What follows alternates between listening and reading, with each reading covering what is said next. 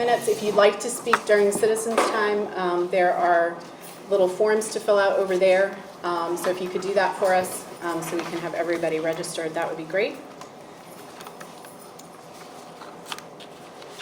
So we'll go ahead and call this meeting to order. Are you okay with this? No. No. Okay. All right. First of all, welcome to all of you. Thank you for coming out to an evening meeting of the Pamunkey Regional Library Board of Trustees. My name is Christy Schumacher. I'm one of the Hanover representatives and I'm the vice chair. So I'll be leading this meeting today. We want to welcome a couple of people. First, we want to welcome Mr. Jay Brown. He's the one of the Hanover County Deputy Attorneys who's in charge. Deputy County Administrator. Oh, sorry. That's right. Yeah. Deputy County Administrator. Thank you for the correction. But next to him, we have Ellen Boyer. Thank you for joining us, Ellen. She is the attorney from the county who represents us. So thank you for being here. So we also have the Atlee branch manager who's joining us today, Heather Maury. Thank you for joining us. Good to see you. And then staff, we have Jamie Stoops, our acting director, and Ken Catron, who's our business operations manager, who's going to be giving us a presentation later in our meeting. Okay, so I want to go ahead and start. That was introductions. I want to make a statement before we start. This statement is on behalf of myself and a number of other members of the Board of Trustees that are sitting up here. It is not a statement from all of them, but it does represent the majority of the board. Today, through the Hanover County website, the PRL Library Director position was posted. The position description states that a master's degree in library science from an ALA-accredited institution is preferred, or a master's degree in business or a related field. As the description states, the board prefers to hire someone with a degree in library science from an ALA-accredited institution. However, we are also aware that there is only one institute of higher education in Virginia that is ALA accredited, and that's Old Dominion University. Within Virginia, there are numerous outstanding universities that offer master's programs in library fields within their education departments. However, none of these candidates would qualify with that wording. Board members are aware of Virginia Code and the requirements for state aid. We also understand if the situation arises, the State Library Board also has the discretion to make exceptions to these requirements for state aid. PRL currently benefits from numerous certified librarians that are employed within our branches and our administrative staff who bring an incredible amount of knowledge and experience to the table. According to our fiscal year 2024 statistics submitted to the Library of Virginia, PRL employs 15, or employed in 2024, 15 certified librarians. The decision to cast a wider net came about in an effort to find the best director candidate to lead PRL into the future and manage a public resource with excellent relationships with staff, patrons, and our funding jurisdictions. The next few years will bring significant changes to the library landscape in technology and increasing AI capabilities. The PRL Board of Trustees, those who I speak on behalf of, are committed to finding the best library director candidate and to ensuring our libraries continue to provide high-quality library services as well as a vital community hub for our localities. So I just wanted to make that statement starting off. Okay, we'll go ahead and move to the next item on our agenda, which is consideration of agenda amendments. Does anyone on the board have any amendments to our agenda? Okay, not seeing any. I will call for a motion to approve the agenda. So moved. Okay, A second. second. Okay, all those in favor say aye. Aye. Aye. Opposed? Okay, great. Okay, we're going to move on to the next item on our agenda, which is citizens' time. I'll do the best I can to choose this in a random order. All right, first one up is Kiri Burden. And the podium is over here to the right.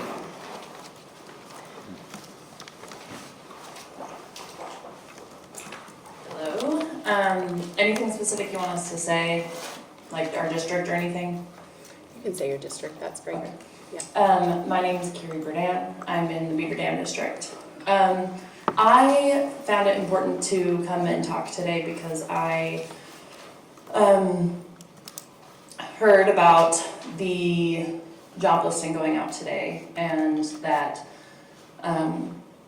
it seems that it is not a priority that we hire someone with the accreditation required in order to keep all of our funding. I would have liked to have seen a job listing going out requiring that, and then if you feel like you weren't getting good candidates, then you change it. Because the library is a massive resource for our community and for every community that a library is in. And the library needs as much money as it possibly can get in order to function for everybody and provide all the needs that it does. And by hiring someone that does not have the accreditation means we lose 25% of our funding. And to my understanding, we're also already losing money from King William leaving. So I just wanted to say that as a patron of the library, that it would be my hope that your priority would be to keep funding as much as we can for the library, especially in the times that we are now where we're seeing things be defunded left and right, libraries being attacked, things like that. We need to stand strong for our libraries where we can and ensure that we are able to continue to fund the great things that our incredible librarians do. So that's it. Thank you.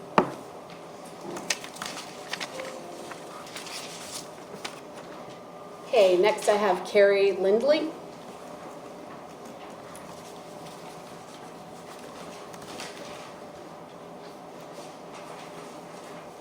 Hello. Libraries and the books they contain teach our children how to dream. These buildings and books serve as portals to new worlds, ideas, and information. Want to learn about cats? There's a book for that. Want to understand your new neighbor who practices a different religion than you? There's a book for that. Want to be the President of the United States? There's a book for that. And the library helps our children dream in other ways too. When my eldest daughter Emma was a student just down the road at Chickahominy Middle School, the architects designing this very building held a series of community meetings to determine what we needed and wanted in our local library. Emma had designed a library and a summer program at the Math Science Innovation Center just that summer. And so she attended a couple of those meetings, dreaming of a career in architecture. A few months later, the architects invited her to their firm to learn more about the design process and to see early renderings. This summer, after 4 years at the Tulane University School of Architecture, Emma will be working at that same firm. So this library building and the PRL quite literally helped her dream of becoming an architect come true. I'm sure there are many other stories in our community, especially stories starring our children, that highlight how a strong local public library makes dreams come true. And that's why I'm here today. You're beginning your search for a new director. State law requires that libraries employ a director with a Master's of Library Science from an ALA accredited institution, or their state aid grant will be reduced by 25%. Not a master's degree in business or a related field as you advertised in today's job posting, but a Master's of Library Science. I find it hard to believe that you would flirt with the possibility of losing that aid, but that is what your comments in the new job posting have suggested. Hanover residents want and deserve a strong library, strong financially and strong in its resources. And deliberately choosing to reduce the budget in this way is irresponsible. I think you've been more concerned with parenting our children by changing how they access materials than you are with making sure we can still afford to operate. I can parent my own children. This is not a drop-off or babysitting situation. As a parent, if I let my teen come to this building alone to pick out books, that is a choice I made. As a parent, if I accompany my child to help select books, that's a choice I made. As a parent, if I get my child their own library card, that is a choice I made to grant them that access. I don't need you to parent my children, but I do need you to hire professionals and make intelligent fiscal decisions. Our children deserve to keep dreaming here. Let's make sure they can. Thank you. Okay. Next, we have Connie Piper.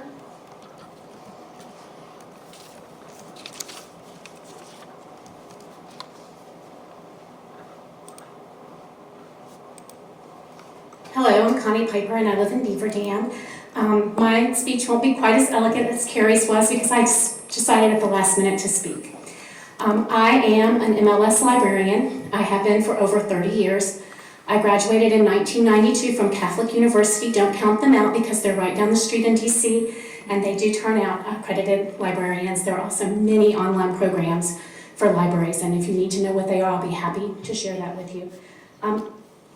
While it's nice that you said that you preferred a librarian with an MLS, I thought since I have one and I went through the training, I would share with you what you will get from a librarian with an MLS that you will not get from someone else who has a master's degree in business or some other type of profession. I did go online today to make sure that what I'm telling you is not 1992 information, it is today information. So some of the classes, you do have to take 36 graduate level courses, hours of courses, so 36 semester hours of courses to become certified, and it is amazing if you can be at an ALA accredited program because those programs are vetted and they are made sure that they are robust and that they actually do provide the training that someone would need to be successful as a librarian and certainly as a library director. At Catholic, and on top of all of those courses, we had to take a comprehensive exam. So I could have gotten an A in every single course and failed that comprehensive exam, I would not have been certified because that comprehensive exam asks the kinds of questions that I need to be ready to answer to be successful as a librarian. So there's a little more to it than just taking a few classes. Some of the courses that are required today to become certified: collection development, library programming, evaluating resources, how to conduct reference services and find information. That's more than putting it in Google. You have to actually know how to talk to someone to figure out the question that they really want the answer to. And that's a skill that you need to practice and to learn how to do. The history and purpose of libraries, organization of information, managing information, cataloging, the retrieval and dissemination of information, technology applications, and information sources and services. Not 1 hour of those credits are anything other than how to be a librarian. Every course is specific to libraries. I also wanted to comment on the financial piece. I think as trustees, a big part of your job is the financial oversight of the library system, and I think that is something we should take seriously. I looked today and I found that in 2025, our state aid is $713,650. If you do not hire a librarian who is certified and we lose 25% of that, we will lose $178,412.50. That's significant. That is a significant, if the average cost of a book is $18, that's a lot of books. That is a lot of resources. So I implore you to consider requiring the MLS, not preferring it, because I think we're not Barnes & Noble. We don't need somebody with an MBA who can come in and manage a bookstore. There's a lot more to libraries, and organizing and understanding how to help people find information, evaluating resources, programming, much more than what a bookstore does. So we do need someone who has specific library training. Okay. Thank you. Thank you. Just to remind you, there's 3 minutes for citizens' time, and Ms. Stoops is keeping track. Obviously, if you've got a few more things you want to say, I'm okay with going a little bit over. So, all right, Jen Strozer.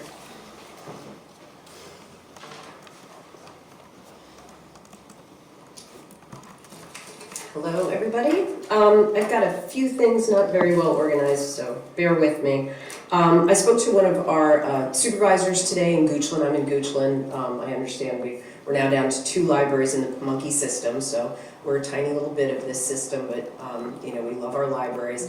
And so the supervisor I spoke with said that he was told by Barbara Sloan, the way he seemed to understand it was that the problem with getting someone with the certification, the Master in Library Sciences, was that there was just no place to find a person like that just like only one school that accredits these people, and like they're just impossible to find. And I explained to him that the Master in Library Sciences is something that you get from a lot of different places you can get, and there are people out there in the wide world right now with this qualification looking for a job. I don't know if they want to come to a library that seems to be like kind of terrified of the American Library Association. But they might still see it as an opportunity to share their information. So he did not seem to want to get too involved in it, but I explained to him that this idea that you're going to give up this $175,000 and go into the reserve fund to get it, you know, it's kind of like your parents tell you, if you have an employer who's going to contribute to your retirement, match your retirement, take that. Otherwise, you're giving away money. So if you're going to say, we're going to go get someone, because we're so afraid of the library people, we're going to get someone with a business degree, and we're going to throw away this money that's in our reserve, meant to enhance our libraries for all these people who love our libraries. So you're going to throw that money away, dig into that to make up for this money that you could easily get by getting a qualified person. It's like going to get someone who pumps gas to fix your refrigerator. Like, why would you do that when the proper people are out there? So it's bad budgeting. If I know most of the people up here said they got onto this because they want to save our counties, our localities money. You're not saving us money by getting somebody inferior. And if you're telling the boards of supervisors that it's impossible to find qualified people, that's just a flat out lie. So the other thing that I wanted to say is I heard that there's a proffer in Goochland for developers that was given for capital improvements on our libraries. And I heard this great suggestion of getting lockers, because in Goochland we only have one library, getting lockers in the eastern end and the western end of our counties so that people could order up their books and go pick them up like they do with Amazon. So I am all for that. I think that's a great idea. I understand people kind of like that idea. If we don't take that money, that $75,000, it goes back to the developers instead of into our libraries. So I hope you guys are digging into how we can best use that money for getting services. Thank you. Thank you. Okay, Peggy Lavender.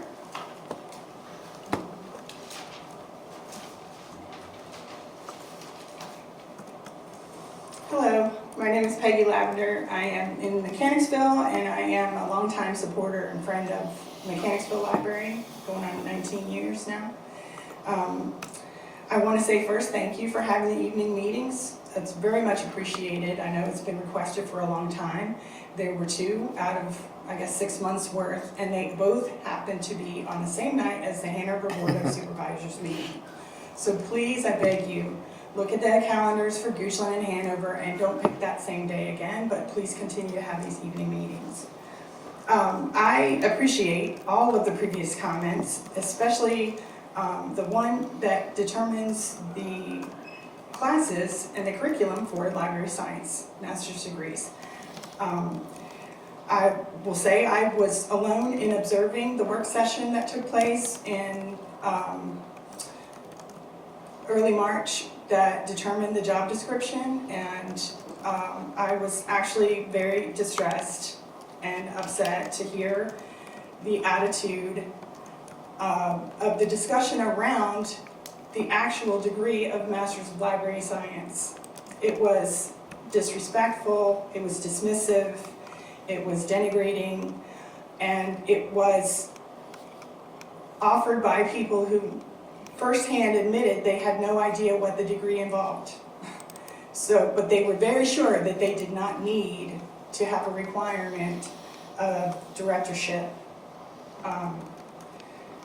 requirement for that degree in their directorship. Those 2 things don't make sense. As a trustee, you're responsible to know the information, to make the decisions that affect our library. It was very upsetting, and what I will say is we have people in this room who are qualified for this job. We lost one of the people that was qualified and experienced in this job last summer. What is it about this board that chases away our library directors and the people who have 18 and 15 years experience doing the job? What is it that makes them want to leave? So internal assessment might be required. It is also, I sat here and listened to the desire to get every penny they could out of King William for leaving us high and dry on the budget over materials and bookshelves and all kinds of down to the penny. We need to get it all back. But on this issue, you're willing to walk away from $178,000. Something stinks. And I know I should be nice. I'm not yelling, I'm not being snarky. I'm telling you, something stinks. And I really want our library to stay the way it is, to stay great, to appreciate the staff that we have, and not treat them the way I've seen them be treated. It's not right. Thank you. Okay, I have Amanda Cronenberg. Hope I said that right.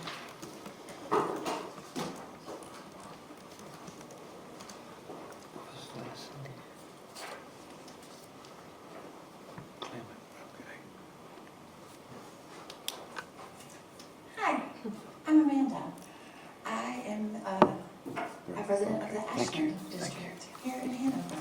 And this is my library that I come to every week when I take my daughter to her guitar lesson. I wasn't planning to speak, so I don't have anything formally prepared, and so it's going to be quite off the cuff. But I did read your job description that you posted today about all the requirements and what you're interested in. And I read it and I thought, wow, like I match every single one of these. I have a master's degree, I do all of these things. Because I have a master's degree in public policy and never had to read a book in college for anything. Nope, math degree. So I would not be a good fit for this job, though I hit every single one of your criteria. So I would recommend that you take away the preference of a degree and put back in required. Again, as everybody has said, you're going to lose $178,000 if you hire someone who does not have that degree. So I looked, and the salary for this position is $121,000. So you're ready to pay what would be 2 people to get 1 person who doesn't have a degree, if I'm understanding this correctly. So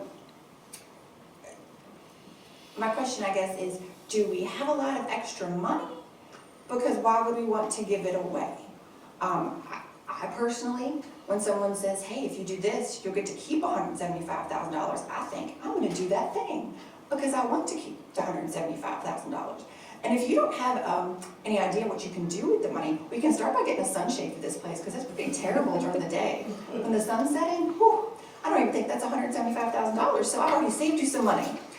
So, again, I don't understand why you're willing to forego that money for something you don't even know is going to occur. There are plenty of people who would love to be the director of a library. That sounds wonderful, doesn't it? I would love it, but again, I'm not qualified, but according to your job description, I am. So I don't think you want a lot of me's applying. 20 years experience, master's degree. I check all your boxes, all of them. It would be terrible. It would be terrible. I mean, I picked some awesome books, but it would be terrible. So anyway, please return it, take away the preferred, make sure it's required, and if you go on for a while and you don't get anybody, then reassess. But at the beginning, it just seems like you're anti-education, which seems not what we want to be here at the library. Okay. Thank you. Julie May?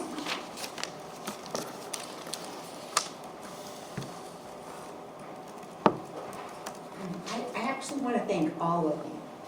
Every single one, the ones who are working, the ones who are leading, the ones who are listening, the ones who came after work so they could be here, the people who love libraries and books and kids and old people. It's good to be among you. Thank you.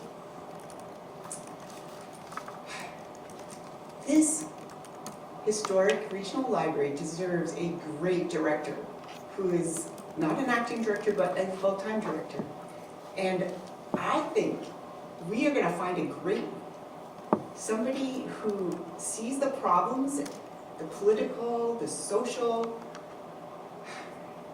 the censoring problems, the traditions of free speech in America, the problems of speaking to the two counties who fund us, and the state, and the public, all the public, not just part of the public, but all the public, and is really good at it, really understands people and likes people, and encourages staff, and mentors staff, and helps people find their way on their books, enjoy being here. So I think an MLS would be really great. That's my first choice. I hope you find someone with an MLS to lead this library. But help us make this the place it should be. Help us bring on a new director. We need one.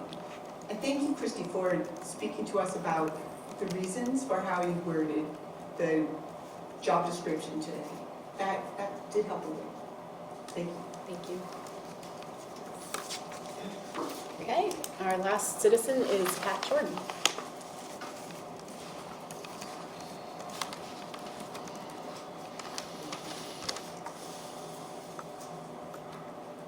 Good evening. My name is Pat Jordan, and I am from the Cole Harbor District. When I grew up, my mom always told us to try and be the best. And she never wanted us to go to classes where someone that really didn't know would be teaching us. She always wanted us to be with the best. And I think that is one of the things that we should be looking for in everything we do in Hanover County, which includes PRL. I don't think we should lower our standards. And that is what I feel is happening with what you're doing now. We can see it all over the country.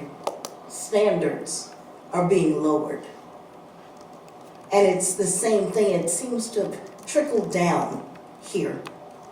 So I am very concerned about the fact as well that you do not seem to want anybody with that qualification. I mean, for me, we've had people with that qualification. We have someone now with that qualification. But we seem to be placing too much emphasis on politics, on culture wars, than on what your job is. To manage this library, to make certain that the community has what we need. And that's not just what you want, but it is what all of the citizens of Hanover want. I want to be able to walk in and pick up a book I want. I don't want you telling me what book I should pick up. And that is one of the issues that's causing all of the problems that we're having now with the library. Yes, we need to hire someone with the correct credentials. As Amanda said, I mean, my son could come in here. He doesn't have a library degree, but he has one. I mean, he could do a whole lot in logistics, but that's not his field. He could check your boxes, but he can't run this library. And so you need to go back, in my opinion, and go back for the person most qualified. You know, we don't want to dumb down. This is Hanover. We want to be the best. It is what Hanover claims to be. And so let's start there. Let's go for the best. Let's keep the money that we need and use it in the right way. Pay the best person. Thank you very much, yeah. So I want to thank everybody for coming and for sharing with the board. We appreciate you taking the time out of your schedules to do that. The next item on our agenda is the board response to citizens' time. So this is the time for the board to respond to anything that they would like to that was said. I just want to start off and also recognize Julie May. She's a former trustee for the Pamunkey Regional Library Board. I'm sorry I left you off earlier. So welcome back. Thank you for coming to our meeting. Anybody else? Yes, Madam Chair, if I could, I don't know if I need, normally Jamie gets up and we ask Jamie of these questions. I don't know if I need to address the board or the citizens or Jamie and his. Is this something specifically to do with this? Should we wait until this agenda item point down here, or? No, it's to address what we heard from the citizens Oh, okay. in regard to the job description that went out today. Went today, right? Yes, it went live today on the Hanover It went County. live today? Okay. This number of citizens wasn't at the last meeting. Unfortunately, my wife has been ill for the past month, and I got a text and had to leave the last meeting. But before I left, I raised this very issue. I had us jump forward, and I asked the board to consider, because it was already in there that it was not a requirement that the director would have to have an MLS. I'm going to look across the lady's name. I wrote it down. I believe it was Miss Piper that went to Catholic University. Yes. My cousin went to Catholic University to get her master's. It's not 25 miles from the Potomac in Northern Virginia. So there are two schools right on the Virginia, one in Virginia and one right on the border.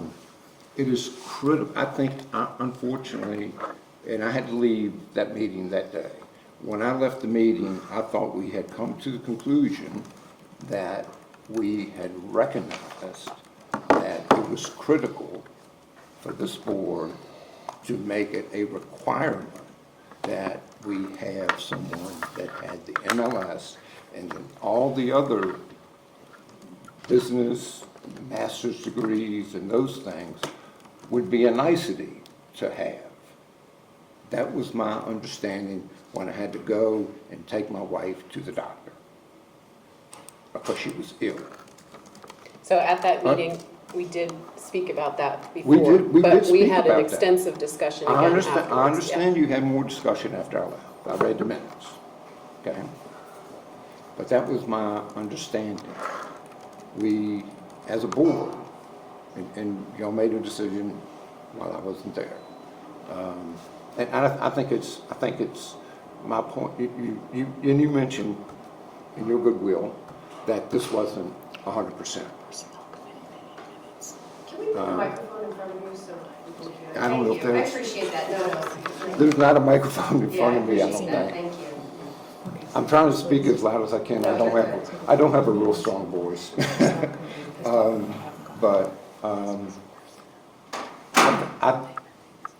I'm not criticizing anyone. I think we've made the wrong decision. Okay? I think we've made the wrong decision. Not only are we giving up funds, and I know you sent out something that explained the state law, but the state law does not, it's loosey-goosey. It doesn't, we may be able to get part of it, we may not get any of it, in my reading. Yeah, so I think this would be good for us to discuss. We actually have an agenda item about the new library director search. Can we talk about that? Is there anything specific you wanted? We have made a critical mistake going forward this way. And the citizens recognize it. And we are here to serve the citizens of this county. and to listen to the citizens of this county at this public meeting. And they have given us sound advice. That's all I'm going to say for now. Anybody else want to say anything? Just a quick Google search about the Northern Catholic University. It is not an ALA accredited school. So that's where I think some of the confusion may be. ODU is the only school in the state of Virginia that is ALA accredited. I'm not sure that's correct. I'm happy to. I can follow up verify and that, check on because that. I looked on it before the Yeah. meeting. That's true. I looked on the ALA site. That's correct. One thing I'd like to address, unless you're finished. No, hold on. You know, I heard it mentioned we are lowering standards, and that we're not looking for the best. I beg to differ because as a member of the Personnel Committee, I completely support the decision that was made. It was voted on. And, you know, leadership requires skill, not just an MLIS, but there are many dimensions to a library director. You have to have a lot of budgeting, management, people skills. I feel like we're here today because that was lacking in an MLIS director in the past, and that's why we're in the condition we're here. That's completely irresponsible. The other thing is, I'm speaking, please be quiet. We need to create conditions in this library system that will create cohesiveness, team building, a sense of vision. You know, I feel like at this point in time, everybody feels like we need to trust experts in every situation. May I bring to your attention, Abraham Lincoln was self-taught. Winston Churchill did not perform well in school. Carnegie, Rockefeller had limited formal education. Steve Jobs dropped out after one semester, and I would say they were highly successful leaders. And if you, if you beg to differ, please look up the biographies of these men who were great leaders. I feel like we need to think outside of the box for Pamunkey Regional Library to benefit. Excuse me, this is not a conversation, so I need to ask the citizens to please be quiet. Thank you. Okay, excuse me. All right, this is not a conversation. The citizens have had their opportunity to speak to the board, and now the board has the opportunity to respond. That's what this time is for here, so. Sharon, were you finished? Yes, I am. I just Okay. wanted to give that perspective on leadership. Leadership does not just mean an MLIS degree. Excuse me, this is not a conversation, please. Anyone else have anything that they'd like to say?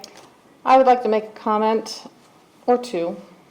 The first comment is that I never said that it was too hard to find an MLS. That was never said by me. So I'm not sure where you got your quote, but I never said that. I said Barbara Young. You said Barbara Sloan. You can look at the Okay. response. Yeah, you can check that out. And also, I would like to just say to everybody that your first reaction is to assume the worst. And I would like you to just take a moment and consider that casting a wide net might just bring a wonderful candidate. We are just, like I said, reaching out. We are not, no decisions have been made, and it is not time to assume that all is lost and that we are seeking an inferior candidate and we're dumbing down and we are throwing money out the door and we are irresponsible, etc. Trust the process. We have nothing but this library in mind and for its success. We love it as much as you do.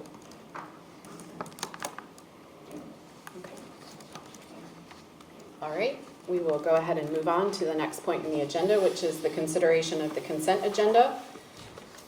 We have 5 items on the consent agenda. We have the approval of the draft minutes from the February 26th Board of Trustee meeting. We have the February 2025 Board Financial Report, the February 2025 warrants, the February 2025 monthly deposit record, and the February 2025 fund schedule. Do I have a motion to approve the consent agenda? I so move. Madam Vice Chair, I have a wording change for the minutes. Okay. Do you want to talk about Do it you- after we after get the the second motion? motion? Yep. Okay. So we've got a first. Do I have a second? Second. Okay. Is there any discussion?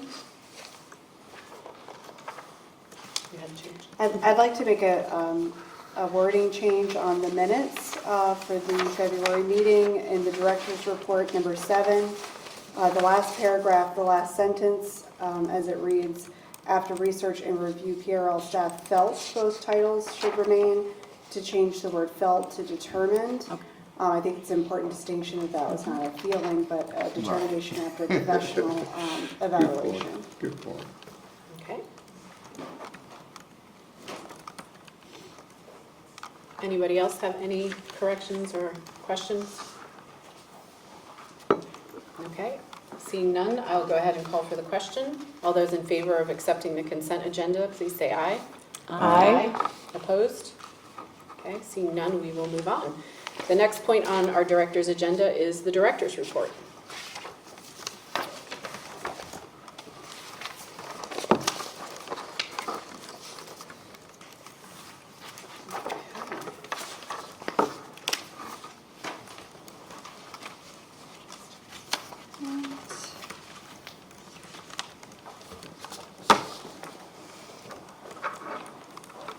Just a second to set up. Good evening. Madam Vice Chair, members of the board, I have the director's report for you all. A February recap, we've had 408 new library card registrations this month, over 60,000 items circulated, and over 31,000 library visits.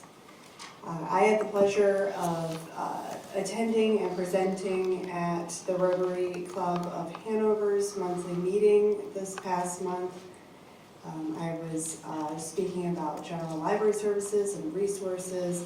I also was able to accept their annual donation to the library. We're very appreciative of their support. The digital Richmond Times-Dispatch, since that is a new service, I just wanted to keep us kind of up to date month to month, how that's going.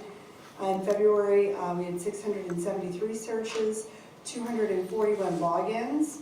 That's up from 149 logins in January, so we launched in January, so we are seeing some nice increases there, so that is good to see some usage of that resource. One thing we are working through right now is a new timekeeping software. We're working with Hanover HR on that. We are paralleling the old system and the new right now, and then finding out, like what is not matching and meshing. So that's been a learning curve for all of our staff here. We did a little slideshow before we got started today of our PRL annual milestone reception that we do each year to celebrate work anniversaries. This year we had 16 staff honorees at 5, 10, 20, 25, and 30 years of service. We held that here on March 14th. A couple of new account options, one that's already been rolled out recently and one that's up and coming. The first one is the option for customers to opt in to their checkout history, to record their checkout history. We've had a lot of people ask about this, and we're excited to be able to offer that. Let's see if I can get, no, I do not want my computer to reboot right now. Horrible. Let's see. If anybody's interested in this option, and just to be clear, this is an opt-in, so a customer would need to go into their account and click these two buttons in order for them to choose for their history to be tracked. That would be totally up to them to do so. So if anyone logs into their account and they're logged in, then we go to the My Account page, there's preferences down here in My Account, and there's 2 buttons that need to be clicked. So record my checkout history and show my checkout history will then allow the person to see in their checkout tab what they currently have checked out, as well as their historical checkouts. A lot of people, want to be able to keep track this way. They can't remember which Patterson they're on or what they've checked out. So this is a great way for them to do that. This month, we will also be offering to our customers the option of adding an authorized user to their account, their library account. So what this would do would be to allow one adult person to be an authorized user on your account to help you assist you with your library card account in a very limited way. So for instance, you could have your husband as an authorized account holder on your card. They could come in and pick up your checkouts that are on hold. They could also, if they're kind enough, pay your fines for you or renew items. So we've heard a lot of customers that were interested in this, and we're happy to be able to offer this as an option. This does not change the fact that parents at any point in time have the ability to come and take a look at their children's cards. This is just for an adult user to add another adult to their card to help them with their accounts. Also it's good for caregivers as well. So that should be coming out next week. As we all know, King William County has chosen to withdraw from the regional library system effective June 30th. We will need to begin working on a draft MOU to facilitate that transition. That's a quick turnaround time, so hopefully we'll be able to start working on that process soon. FY25 project updates. AED machines are here. We have them in our possession. We will need to work with Hanover County Facilities to get those installed and also to get the training for our staff. We are adding those machines in 5 locations. Montpelier already has one, as well as Goochland. We went car shopping yesterday. A new delivery van has been identified. We're working with Hanover Fleet on a PO for that and getting it customized. So we will have a new addition to our fleet, which was a project that we had identified at the beginning of this year. The All Stations, which are the early literacy stations for children that we're updating at all of our libraries, have been ordered but not yet received. And the outreach kits. So these were kits where we were bundling. I put out the tablecloth there and some of the branded materials that we've purchased. So these are kits with a canopy, a table, everything that our staff need to go out and participate in community events over the summer. So those will be rolled out for us next week. I think that's all of those. Personnel changes. We have 3 staff members that were promoted this past month. One of our youth services specialists, I know Heather Sad, from Atlee was promoted to branch manager at Montpelier, and 2 of our associates promoted to library services specialists. Separations also equally sad. Ken Catron, our business operations manager, has tendered his resignation, and his last day will be April 11th. We wish him well, however, we are going to miss him dearly. So sad to see him go. The other thing, I did not actually have this article in hand when I created the acting director's report, otherwise I would have included it. But I left it in your packet and I have some additional copies. There was an article that came out in the Augusta Free Press yesterday that is talking about the executive orders and what impacts those may have on services in the state of Virginia. And I think that this is just important to touch on. There's just been a lot of questions about how will it impact libraries and schools. And I thought that this article did a great job of really explaining how that might impact us here. hold on. So the recent executive order from President Trump targets the Institute of Museum and Library Services, that's the IMLS, which provides essential funding to libraries across the country, including Virginia. The order could eliminate the IMLS, potentially cutting some programs to public libraries, especially rural areas. These programs cover summer reading initiatives, online databases, and grants for public and school libraries. The Library of Virginia relies on the IMLS for 16% of its budget, and they've warned us that the elimination of this funding could severely impact library services statewide. Some of the key resources that Library of Virginia provides to us and others across the state, Find It Virginia resources, and a lot of those I've talked about when I've done the resource highlights, the Just for Kids database that we talked about, homework help are some of those that are provided to us. Magster, which is our digital magazine subscriptions, are provided to us through the state, so those would be at risk, as well as summer reading programs. We currently use Beanstack. It's a software program that is provided to us through the Library of Virginia to help people track their summer reading, so that would be at risk of losing that. I thought that it was just imperative to bring that to your attention. We will keep monitoring it, and I'll keep reporting back to you as we learn more. But at this point, with state aid from the loss of King William significantly impacting our books and materials budget, if some of these cuts do come to fruition, we will need to be looking at what resources and databases that we want to keep and talk about how we may find the funding for those. So, on that note, does anybody have any questions for me? So the next item on the agenda is if the board has any questions for Jamie or staff. Okay. Thank you. Thank you very much for your report. We appreciate it. Okay, moving on. The next item on our agenda is legal counsel updates. So I will look to Ms. Boyer. Okay, thank you very much. Okay, Christy, I have a question for the legal counsel.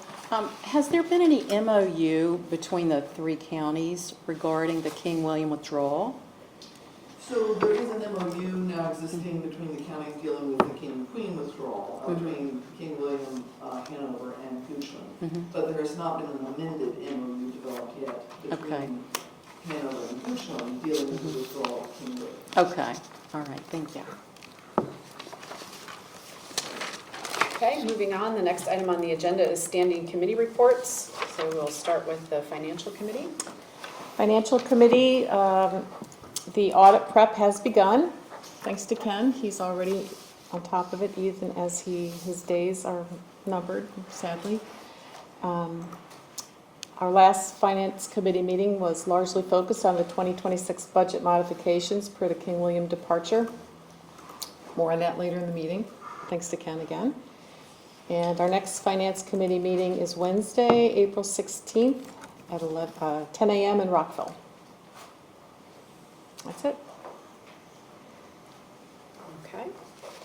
And then we also have the Personnel Committee report. Our Personnel Committee Chair, Mr. Johnson, cannot be here today. Does anybody? I can speak. Yeah. As we all know, the job posting was reviewed by legal and HR director from Hanover.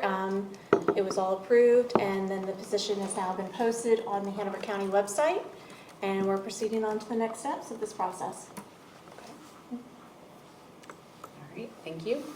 So we'll move on to the next agenda point under old business, and that is our new library director search. So you got us off to a good start there. Charity, I'm with sorry, your since report. you're going to discuss that, just real quick, can I just show you that Catholic, I believe you were looking at Northern Catholic? Catholic University in Washington, D.C. Has been accredited for 6 decades. Okay. And I did have the can wrong show one. you on ALA's website as well as Catholic's website, so they are a school that you could consider. Thank you. Sorry to interrupt. No, thank you. I appreciate it because I did have the wrong. just want to make sure you have it right. Yeah, no, I appreciate that, thank you. Okay, so Jody started us off with the new library director search. So we do have it up on the county website now. I think one of the next steps is also where else it will be posted in the coming days. So that's something that we still need to be working on. Is there anything else regarding this point that we need to discuss at this point?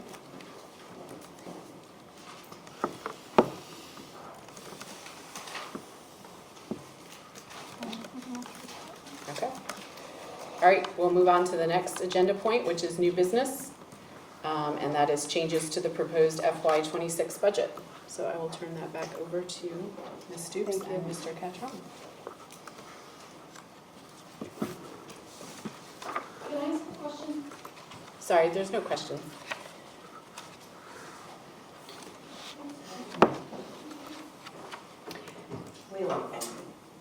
And before Ken gets started, his presentation today is already up under the agenda for today's meeting. So if you wanted to review the slideshow, it's available on the library's website.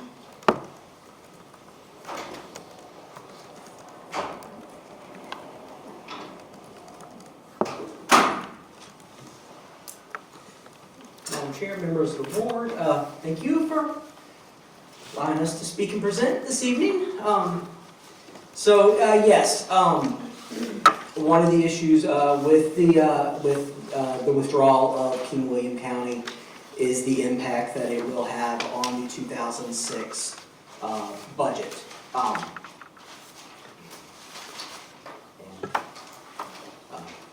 not one for suspense, so we'll just jump right into it and go. So I want to start with what we know right now and what impacts we will know. So what we do know is King William will withdraw from PRL at the end of this fiscal year, June 30th, 2025. We know King William's withdrawal from PRL affects the following areas. The number of branches in the system will reduce from 9 to 7. We will be saying goodbye to the Upper King William and West Point branches. We also know that there is an estimated loss of revenue of $745,000 when we compare that to FY25. $371,000 of that will be felt at the branch level, specifically the staffing and the branch operations for UKW and West Point. We know $232,000 of that will be felt at the shared services level, which will affect both of the remaining partners. And we know $142,000 of the lost revenue will come from state aid, which will be impacted at the shared services level, since that is where the state aid is received and spent out of when we prepare the budget. We know one of the impacts will also be a reallocation and reduction of staff at the branch and the shared levels. We know we will be seeing a decrease in expenses regarding books and materials because of the large cut to state aid. And we know we will be seeing a decrease in expenses in other operational areas across the system as well. Their departure really does affect just about every expense budget line that we have in our budget. We do still have a few unknown impacts at this time. Items like this can change. They're still a bit fluid. One of the things we do have is what existing lease contracts we have that either we cannot exit early or that we are going to be exiting with a penalty. This is a very limited liability, to be honest, at this point in time. We've identified the leases that have an early exit penalty are going to account for a very small amount. It is now less than $1,200. It is primarily in the leased copiers that are at those branches. And those leases expire later this year, which is why this amount is so less. I will point out with the King and Queen withdrawal, King and Queen did opt to pick up their copier lease, so there was no impact there. This is certainly an option King William County will have I believe our representative has their information and was working on that to see, how they intend. One of the other unknown impacts we still have at this time is the unemployment impact. So for a little bit of history reminder for the board, when King and Queen did withdraw and the branch was to be closed, King and Queen staff actually relocated to other branches, or they had left PRL and found employment before the branch closed. So we had no unemployment impact. We do not know what the future will hold for that with King William. Number one, we just have more employees at those branches than we did at just one, and we don't know what their future will be. So no King and Queen staff had sought unemployment benefits from PRL with King and Queen's withdrawal, but we don't know how that will be. Memorandum of understanding regarding the withdrawal should help resolve some of these unknown impacts and issues.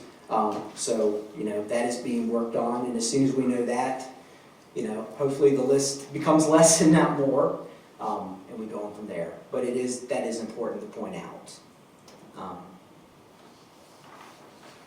I'm going to move along. Is there any questions on what we know, what we don't know? Okay.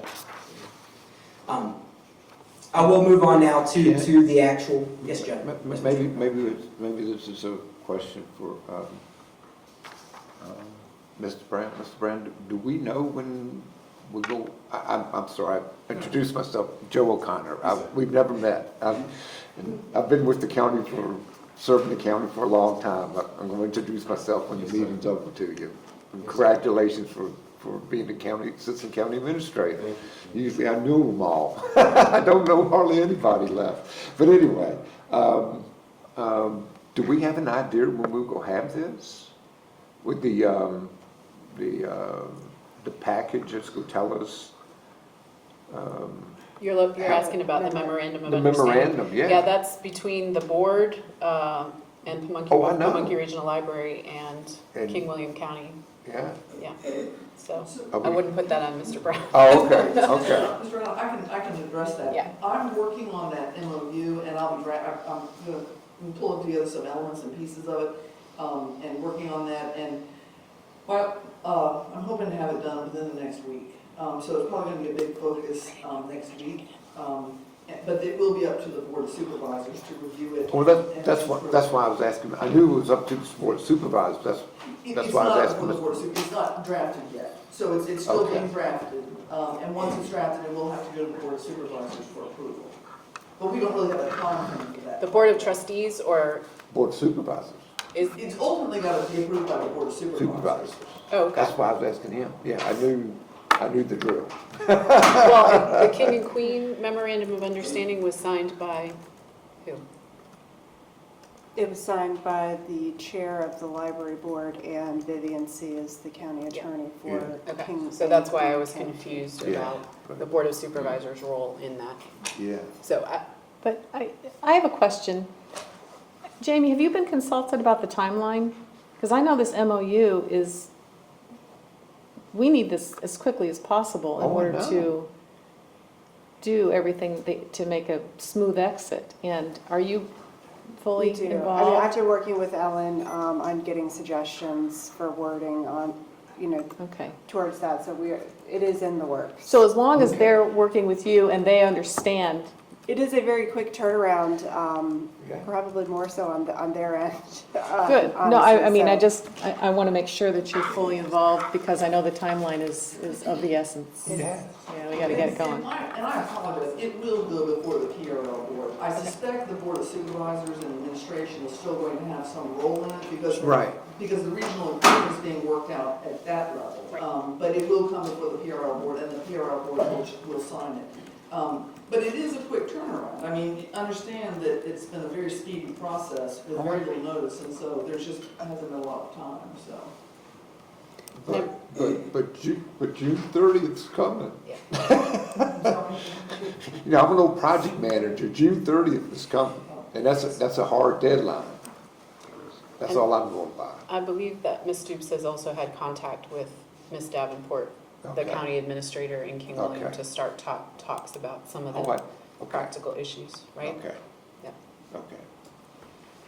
But yeah, no, needs to happen soon. Right, right. Okay, thank you. Thank you. So start to kind of get into the nuts and bolts. The middle column here is the staffed, Purell staff revised proposed budget for FY26. Comparison here against 2025. So sort of, I'll go into more detail in regards to the expense lines, but this would be a good point to go through the revenue. Goochland and Hanover's revenue is remaining unchanged. It is still a flat request. We do have the removal of King and Queens, our King Williams revenue. I do that all the time. Buckle in, everybody. For King William, $602,000, almost $603,000 is being removed. We will see with King William's departure a loss of state aid. In FY25, we are receiving $648,000. Estimates from the state are that will be reduced to $506,000, so we're almost losing $142,000 there. Our other revenue, which is things such as charge for services, fines, lost items, donations, investment income, that remains what we sort of, when we looked at the original FY26 budget, proposed it to the board back in October. That does remain the same. We are still projecting an increase there of almost $45,000, which is a tremendous help. Our expenditure fund revenue, which is E-rate, which is the reimbursement we receive back for the data services that are at our branches. We are still estimating that we will receive an increase there of almost $8,000. That is because our 26 revenue is based on our 25 expenditures. So what we will probably be looking at and foreshadowing for 27 is that going down as we have lost 2 branches and the expenditures of those branches. But for 1 year, we should be looking at an increase. The reserve fund, we had originally projected in an FY25 $105,000 being spent. That is for the lease for the administrative center located at 7443 Lee Davis. We do still have that expense in there, but we are proposing an increase in the use of the reserve fund. I will explain where that is being attributed to later in the expenses, but we are looking almost a $60,000 increase in the reserve fund from 25 to 26. As you can see in the expenses, we do have, in the vast majority of the columns, they are operating, we are actually going down. We are losing a little more than $100,000 in books and materials. We are reducing continuing education by about $3,000. That will be because of the personnel change. Contractual expenses, we have a modest increase there from 25 to 26, still of $6,100. Equipment, we are looking at lowering equipment at about $14,000. Insurance is insurance. We're still projecting a modest increase there of $700. Rent, we are reducing the cost of rent because the rent left here is just the rent for the administrative center. The rent that we have for the Upper King William branch will no longer be present since we're no longer operating there.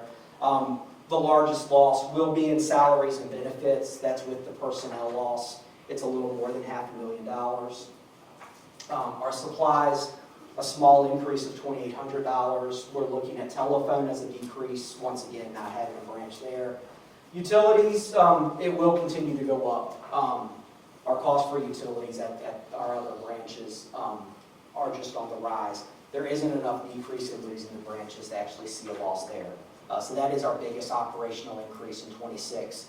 We'll have a small increase in our vehicle spending. But overall, we are reducing compared to 25 to 26, about $632,000, 6.1% of the budget going down. Is there any questions about kind of the overview before I dig into the kind of deeper what we're doing? It is important to point out we did have a proposed budget back in October, put forth before the board, that was approved, that's been up on the website. I want to take a quick moment just to say, if you compare what we proposed we were going with at the time, still having King William with us versus what happened without us, you can see actually all of our expense lines are going down.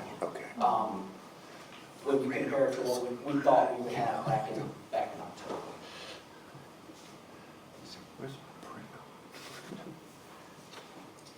So let's talk about the areas where we will have the biggest kind of impacts with the departure of King William. And the first one is in regards to salaries and benefits. It is a little more than $500,000. PRL will no longer employ employees at the following positions at the following branches. So we have the West Point branch, which we currently have a branch manager, a library service specialist, and four part-time associates. In Upper King William, we have a branch manager. We have 2 library service specialists. We have 6 associates and custodians.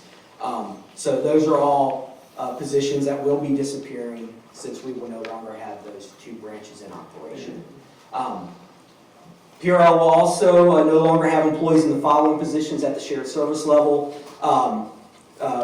In the proposed budget, we do have eliminating a deputy director, which is a full-time position.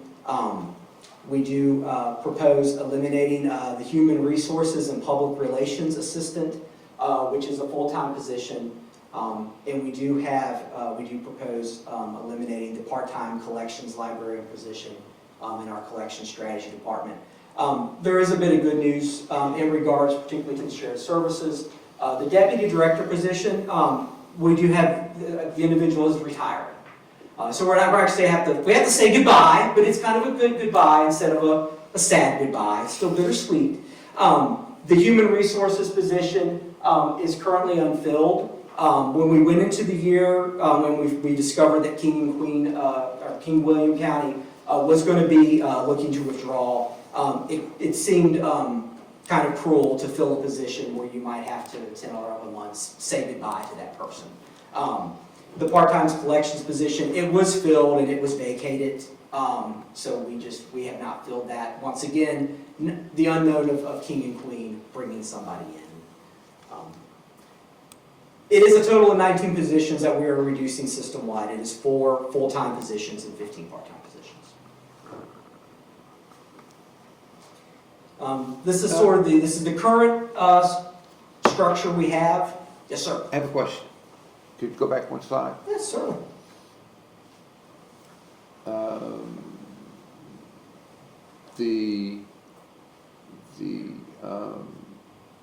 understand we have a retirement at the deputy director level. Do we want to eliminate that position, or we just want to hold it for the new director to make that decision?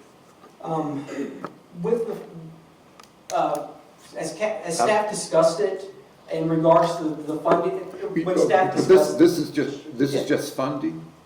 Yes. I understand you may not want to show funds in it. Oh, but are we truly eliminating the position?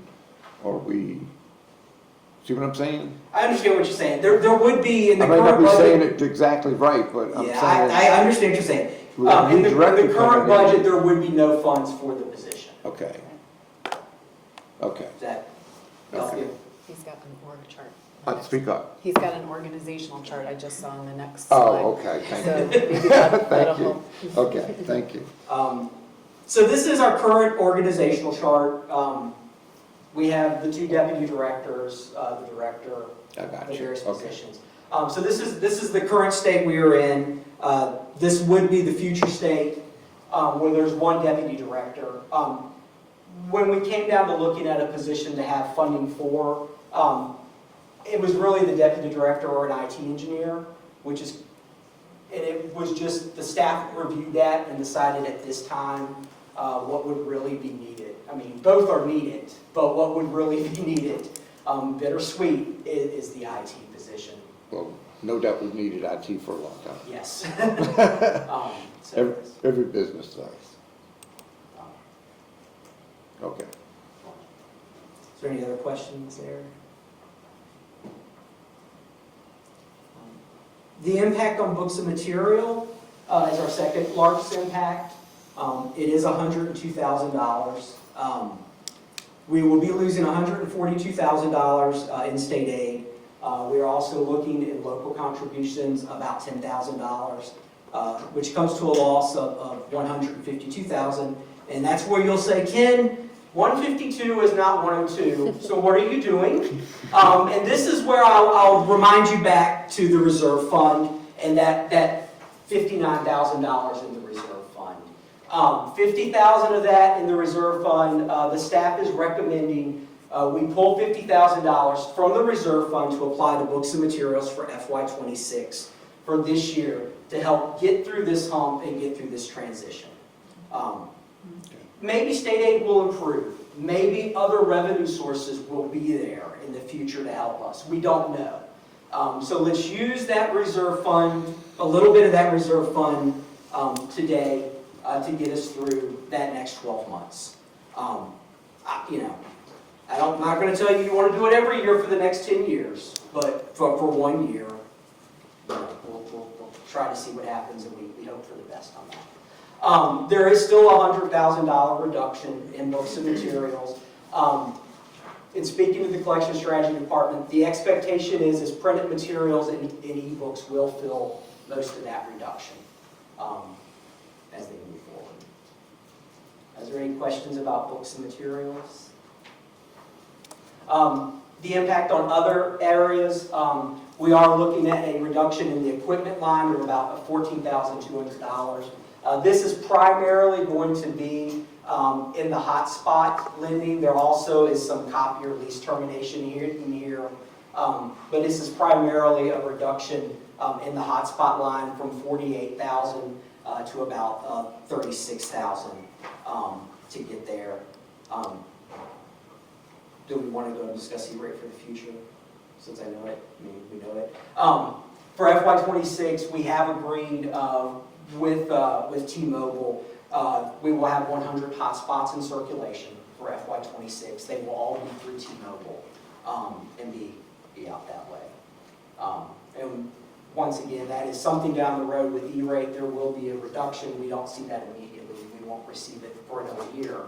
But by spending money there, we can get some of that money back to infuse back. I was going to say, my face was, I mentioned the ILMS and its impact. E-rate could be impacted by cuts to the federal government. So that might be something that would be impacted in the future.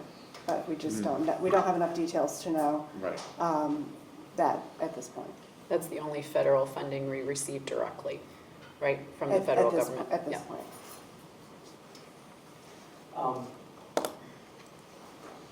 The next one is rent. Rent, there's a reduction of about $31,000. That is the rent space and repair space for the Upper King William branch building. There's a reduction in $10,000 in telephone. That's because we will not have the internet service and the phone service at the two branches. They have costs there.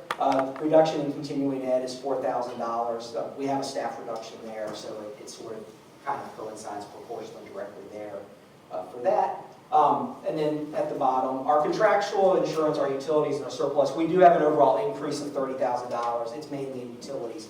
And that's just the withdrawal, the operational increase doesn't offset what the increase would have had to actually bring that down into the negative.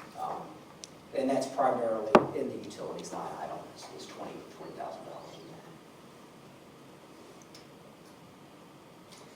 there. So the question would be is the next steps here in regards to revising the budget. What the staff would recommend at this time is that the Library Board of Trustees consider the revised budget. They can make a motion, you can make a motion now, next board meeting, to accept this proposed revised budget. After that, we're kind of back on track with our budget schedule. We will wait and monitor to make sure the local contributions from Hanover and Goochland are confirmed, which is generally done when the counties adopt their budgets, which is relatively soon, April, May. And then after that, the Board of Trustees can make a motion to formally adopt their 26 budget, which hopefully would be in May or June if necessary. Sometimes county budgets get a little delayed. and we react to that. And at this point, do you have any questions for me?